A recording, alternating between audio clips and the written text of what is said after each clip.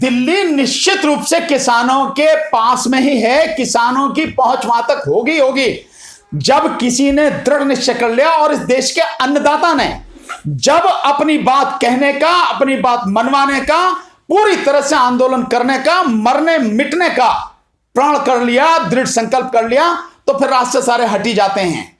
जब आत्मविश्वास से भरपूर एक संघर्ष करने वाला व्यक्ति आगे बढ़ता है तो रास्ते अपने आप खुलते चले आते हैं। मैं समझता हूं सरकार ने जो है इस बहुत बड़ी मूर्खता की कि उन्हें बीच में रोका। उन्हें कहीं रोकना ही नहीं था, बल्कि सरकार को यह काम करना चाहिए था कि जो किसान आ रहे हैं उनकी ये देखभाल करती कि कहीं उन्हें खाने की, पानी की, किसी तरह की कोई दिक्कत तो नहीं है, कोई मेडिकल फैसिलिटी कहीं उसकी कमी तो नहीं है। ये सारी व्यवस्था उन्हें करनी थी, उनके रास्ते बिल्कुल साफ कर देने थे। लेकिन यह है क्या कि सरकार जब तक इस पर डंडा नहीं पड़ता, या यूं कहो कि जब तक सरकार पर दबाव नहीं पड़ता, जब तक सरकार हिलती नहीं है, और यह उसी दबाव का नतीजा है, किसानों की उसी ताकत का नतीजा है कि रास्ते उनके लिए खोले गए हैं। क्योंकि उन्हें मालूम है जिस तरह से किसान दृढ़ संकल्प होकर निकले हैं, जिस तरह से आत्मविश्वास से भरपूर हैं, रास्ता कोई भी रोक नहीं सकेगा, उनका कोई कुछ बिगाड़ नहीं सकेगा।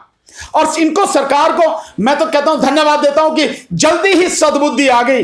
कल वो आ रहे थे, आज ही सद्बुद्धि आ गई, अच्छा हुआ, नहीं तो पता नहीं कैसे क्या होता। तो ये अच्छा हुआ। किसानों को, मेरे किसान भाइयों को, अन्नदाता को बहुत बहुत बधाई। और मेरी तरफ से किसान एकता जिंदाबाद। और हमारी पार्टी राष्ट्रीय जनहित संघर्ष पार्टी, और हम व्यक्तिगत रूप से, मेरा भानु प्रताप सिंह की तरफ से उनको बहुत बहुत बधाई और दिल्ली में आने का उनका बहुत बहुत स्वागत। लेकिन मैं यहां यह कहना चाहूंगा कि उन्हें केवल निरंकारी मैदान जो है बुराड़ी के सामने, वहीं नहीं रोका जाना चाहिए। वो अपनी बात कहने आ रहे हैं, रामलीला मैदान आने देना चाहिए उन्हें।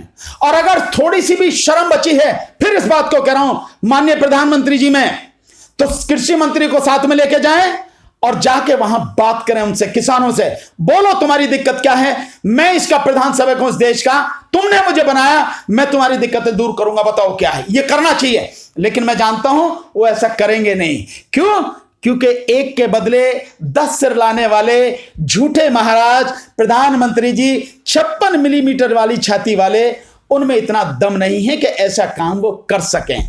बहुत बहुत बधाई मेरे किसान भाइयों को। और उनकी बात सुनी जानी चाहिए, मानी जानी चाहिए। और किसानों की जीत के लिए अभी से मैं बहुत बहुत शुभकामनाएं और बधाई देता हूं।